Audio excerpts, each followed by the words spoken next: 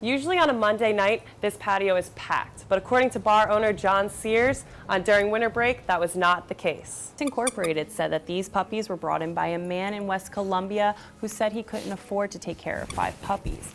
But the workers at Pets Inc. said if they had an animal offenders registry, they would feel a lot safer and more comfortable about sending these puppies out to their hopefully forever home. Williams-Brice Stadium can be considered a second home for Carolina football players, but now some of the guys are looking for a new one. There are about 30 different bars in the 5 Points area, but they all have one thing in common. They want money. But most of their customers are college students. And what do college students want?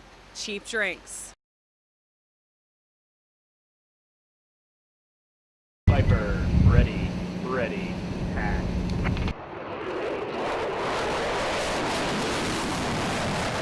Good afternoon, ladies and gentlemen.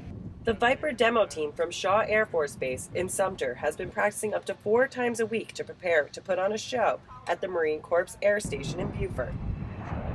Since 2011, Shaw has not held a demonstration team because of military budget cuts. But this year, Captain Craig Rocket Baker and his team are back on the road, or you can say, in the air.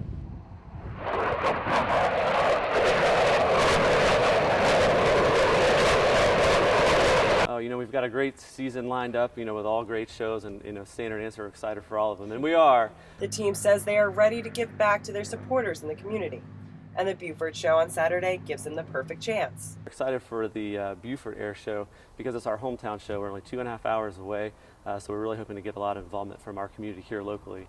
Unlike other flight demo teams, the Viper team demonstrates the combat maneuvers using one of the Air Force's premier multi-role fighter, the F-16 Fighting Falcon. We're really demonstrating what would happen in combat if we were to be flying in such situations. So that's really the difference between us. I'm still a combat-ready fighter pilot. My maintainers, they're ready to go to combat if required. So we're really just out there to demonstrate that capability. This is video provided by the Viper demo team showing the combat capability of the F-16.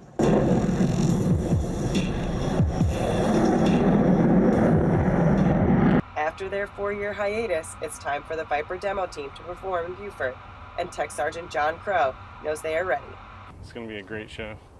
Ready to aim high, fly, fight, and win. Samantha Johannesson, Carolina News. Over 200,000 hours supporting operations overseas. As proud member. For now, this is the only football Mason Harris, KJ Brent, and Kaiwan Lewis will be playing. Williams-Brice Stadium can be considered a second home for Carolina football players, but now some of the guys are looking for a new one. These SEC players have made the decision to transfer out of USC and the football program. But what's next? Just trying to look for a better opportunity to go play a lot for my last year. Continue hopefully get into the grad program wherever I go and just go from there. Each of the players want to go play Division I and pursue a master's degree. But why did they choose not to do that at USC? Since I've been here, things haven't really gone as I planned. I've been moving positions constantly since I've gotten here, and I just feel like I'm better than what I feel like I am now, so I want to go somewhere where I can find an opportunity to get my confidence back. I deserved a better opportunity than what was given. These players and their families believe they have made the right decision for their future. Their fans and coaches may not agree. I feel bad about 10 of our football players leaving, but at the same time, I'm not surprised. With the coaching staff, sometimes I've heard players say they feel like they are treated like they're replaceable. So if you treat somebody like they're replaceable, eventually they will go elsewhere. Strength and fitness intern Jake Ninneman stated that it is unfortunate that they don't feel like this is the right place for them. But at the end of the day, everyone has to look out for themselves. Brent, Harris, and Lewis feel their relationships will stay the same with their teammates. But their coaches... My relationship with my coaches has pretty much always been just football. And my boys, so we'll always be boys. Coaches, I don't speak to any of them anymore, which I know if I see them out, it would be cool, hey, but... These 3 boys' bond will not be broken just because they will no longer be playing together as Gamecocks. Samantha Johannesson, Carolina News. 8 yards. You don't want to buy a bus and not have a use for it. The Columbia Brew Bus started its tours the first week of November in 2014. The bus takes you to 3 breweries in Columbia. It's a safe way to drink beer that you most likely have never tried. Hang out with friends, play games, and most importantly, learn about the process of brewing craft beers. It's just about, for me, it's about educating people about the caliber of beer that we have here in Columbia and how they're made. And that's when people learn things on the tours, that's the most fun for me. Mike D. Kozlowski takes riders on a brief tour of the city and tells them what to expect at the first stop. The River Rat Brewery.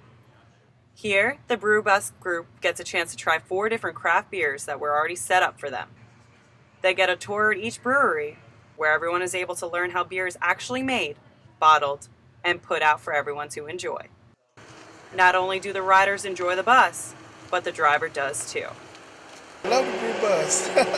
Next stop, Swamp Cabbage Brewery. Here, you get a chance to try totally different beers and learn how this brewery creates its product. This group even got to try a brand new Swamp Cabbage original beer that hasn't even hit the taps yet. We have to cheers and everything. No, we haven't. It's called White IPA. Last but not least, the group hits the road for Conquest Brewery, where they are able to enjoy the whole brewery to themselves. Throughout the tour members were able to explore hops, a big part on how craft beer is made. The workers at the brewery have taken a huge liking to the Brew Bus as well. As long as you're drinking craft, we all win. And this is just, letting more people know about craft beer. So it's definitely a good thing. On the way home from the 3 breweries, everyone is tested on their knowledge and may even get a prize to take home. But the best part for some was discovering things they never knew about making beer. I've learned way more than I ever thought I would.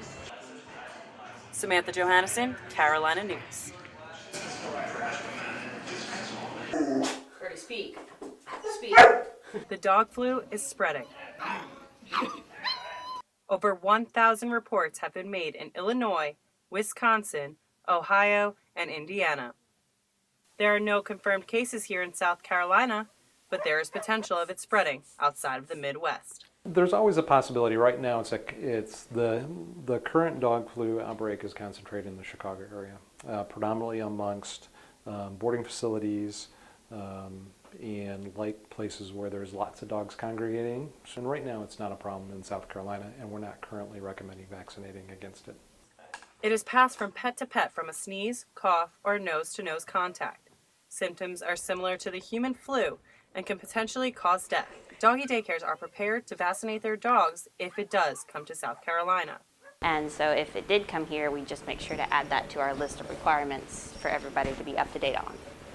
Researchers identified a strain called H3N2, and most likely it came from Asia.